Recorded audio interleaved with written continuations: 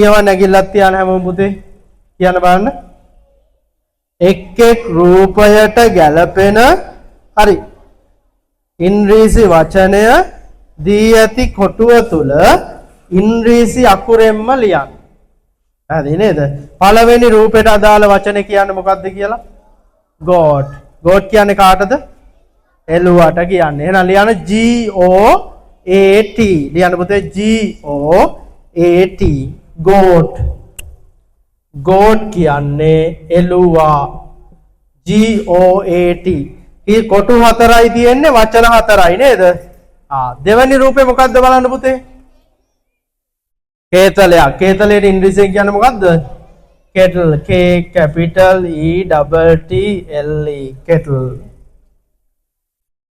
හරි. අපි දෙවෙනි කොටසත් ඉක්මනට කරමු ළමයි.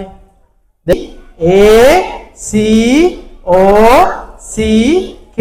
හරි මම බෝඩ් එකේ ලියනවා බලන්න ලියන්න. peacock කියලා ලියන්නේ. මෙන්න මෙහෙම බලන්න ලියන්න. P E A C O C K peacock.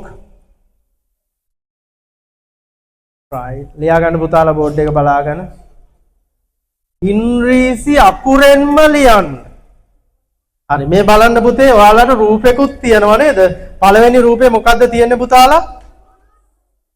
මොනවද තියෙන්නේ? පළතුරු. පළතුරක්ද පළතුරුද? පළතුරු කියන්නේ ඒක වචනද බහු වචනද? එහෙනම් කොහොමද පළතුරු කියලා ඉංග්‍රීසියෙන් ලියන්නේ? fruits. ලියන්න පුතේ fruits කියලා ලියන්න ඕනේ. F R U I T S. මේ තියෙන්නේ ලියාගන්න. F R U I T S fruits.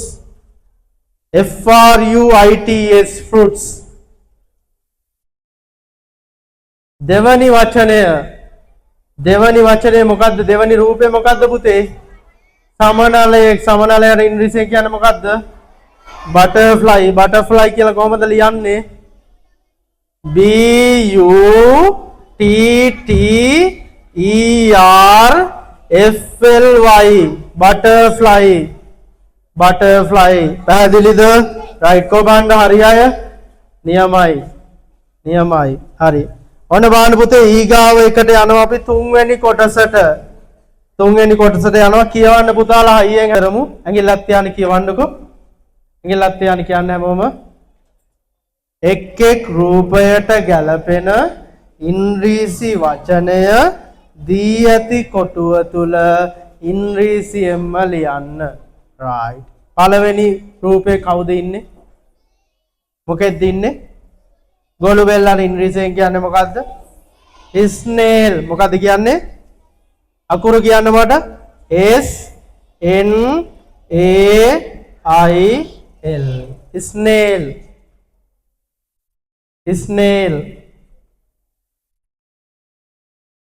දෙවනි පින්තූරේ මොකද්ද තියෙන්නේ?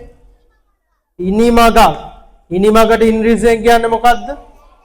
ladder. අකුරු ටික කියන්න මෙන්න L A D D E R.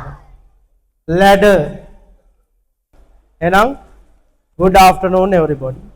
right. හරි. ලංකාවේ හොඳම වැඩපිළිවෙල සහිත ස්මාර්ට් පරපුරේ නෙක්ස්ට් ලෙවල් ඉංග්‍රීසි පන්තිය තිලින මල්වාන